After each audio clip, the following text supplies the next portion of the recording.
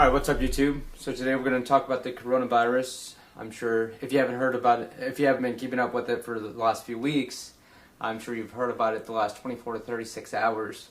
So my background is I study maths and physics at my university, and that definitely doesn't make me an expert, far from an expert on this issue. I just enjoy talking about vaccines and thresholds of eliminating certain diseases, and that sort of thing. So I've taken a bunch of classes on like differential equations, partial differential equations, that sort of thing. And that's where a bunch of my knowledge comes from, vaccines and thresholds and things of that nature. So an update, just the last few hours or last few minutes actually. There's a new case in California, Northern California. So with that, there was a Korean pilot that flown through California in a major city, and he was visiting. He was walking around the airport, that sort of thing, and then he traveled out of the U.S. and found out that he actually had the coronavirus. So so people can be asymptomatic for up to, I've heard, 27 to 38 days for the maximum, with the average being about 2 to 5 days. So people can be asymptomatic for a very long time in terms of having this virus without actually showing signs of it, and the tests are very inconsistent generally, from what I've seen.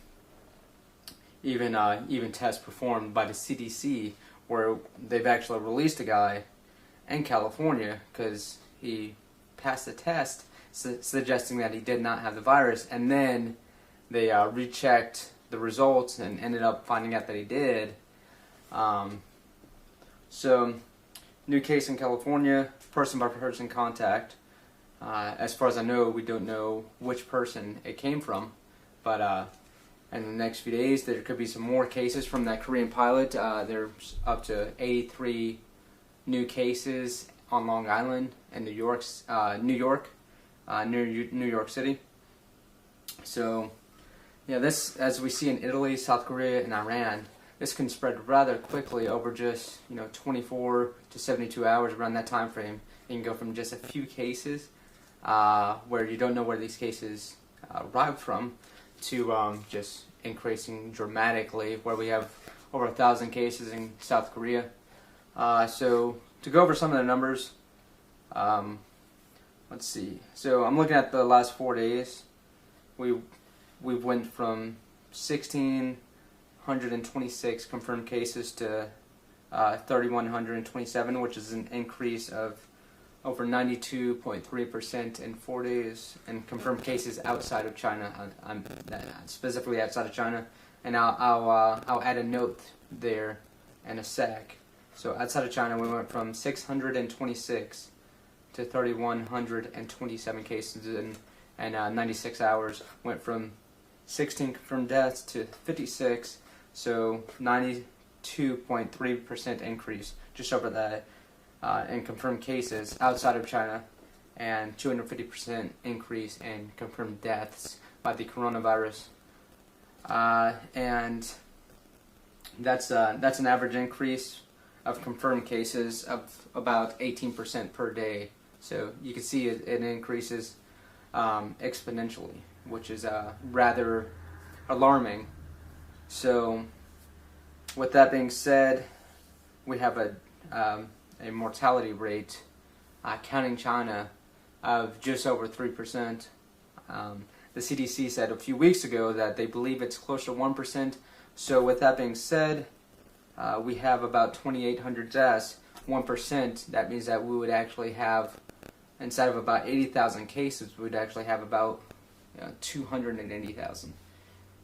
So with China specifically, we know that they keep changing the definition of a confirmed case, which is very troublesome. So about a week ago, maybe 5 to 8 days ago, somewhere around there, they initially changed the definition back to what the original definition was. So they changed it to what a confirmed case was, and we've seen it flatten out, the number of cases, confirmed cases, from China, and then we just seen a huge increase of 7,000 in one morning, which was pretty odd. And that is because China changed back the definition of a confirmed case back to what it originally was, and we've seen that dramatic increase. Well, since then, it's only increased by 2.32% in the last 4 days because of that change of definition. So I think that's very dangerous for them to do, because it's very artificial and it's given us a kind of false sense of hope. And they're obviously doing that for economic reasons, because that artificial lens to see the number of confirmed cases kind of flatten out, where they've only gained like 2,000 or 3,000 in a few days instead of several thousand, because they were gaining 2 weeks ago, around that time frame, they were gaining about 20% per day in confirmed cases and deaths. So, you know, if they're at 50,000, that's 10,000 a day. You would expect them to gain tens of thousands by now per day, because it's exponential. So they're doing that for obviously economic reasons. But in the last 4 days, so 2.32% for confirmed cases in China in the last 4 days, and 15 for an increase, and an increase of 15.65% in deaths from the coronavirus in China. So we can see that there's quite a big difference now. With such a system, they're not counting all the deaths. For instance, they're not counting deaths that happen outside of hospitals and at people's homes. You know, we've seen this in Venezuela in the last few years with the famine, where they don't count deaths when people die from like diseases in the famine at their home. They only count the deaths. They basically say it's from natural causes or some BS reason like that when they die at the home instead of at the hospital, because many people, you know, they can't afford the medication and the hospital visits in Venezuela. So it's very dangerous, and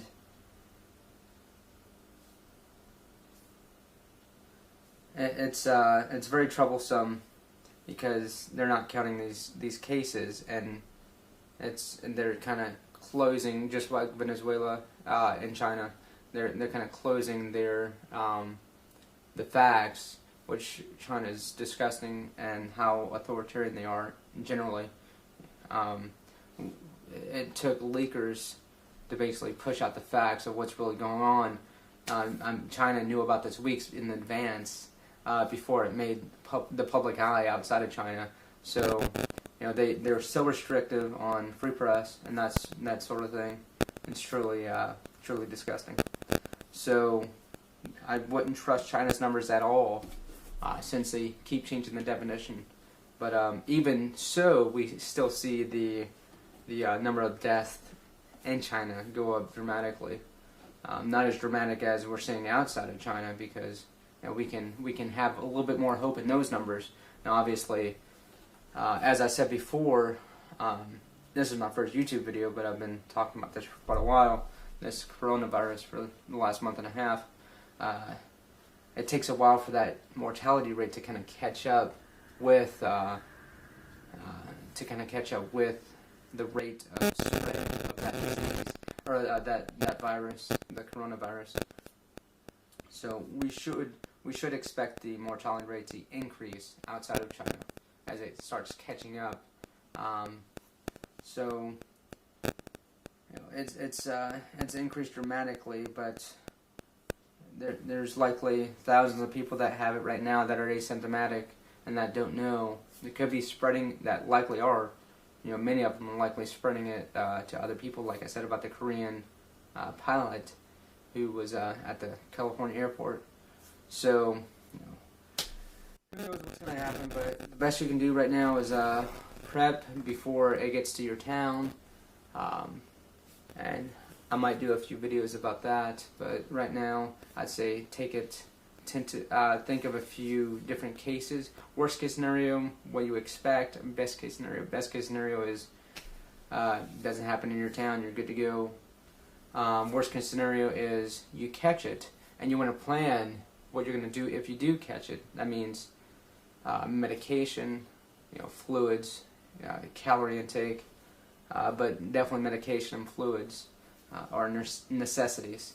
And make sure you're in contact with older and younger family members. I have kids, and I have a grandparent that lives in the area. So make sure you're in contact with them, make sure they're safe for that worst case scenario aspect, because they're much more likely to have a severe condition if they catch it. About 18 to 20% of cases of people who catch this virus end up in critical or severe condition, with about 2 to 2.5% being deceased. But compare that with the flu this year, and America, the flu, the mortality rate was 0.055%. We're talking about 2%.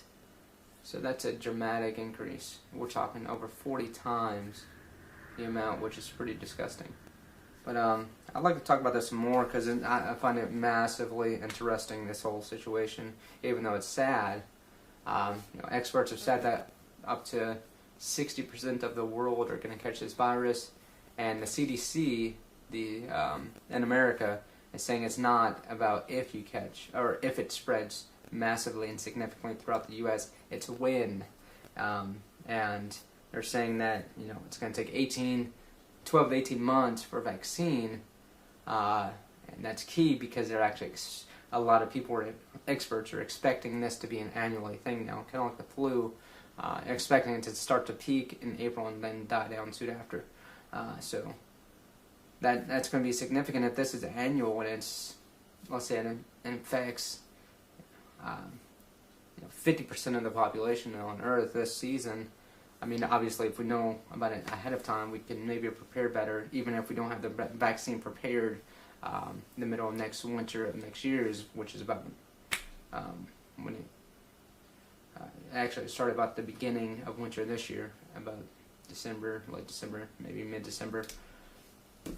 But if it starts around there, we can always prepare beyond a vaccine, and then once we get the vaccine, that'll be very beneficial. You need to get your vaccines, but just be prepared. Fluids, medication. You want to get that before it hits your town, because once it hits your town, people are asymptomatic. You don't know who has it. If a lot of people go to the grocery store to get supplies and that sort of thing, you don't want to catch it there or spread it there unknowingly and unintentionally. So just be careful about that aspect. I've already went because I have kids.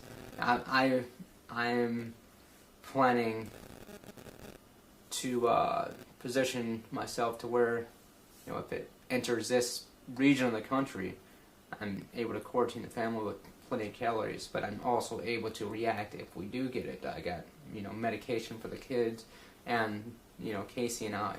So, we'll see what happens, but I might do a video about this tomorrow. Peace out.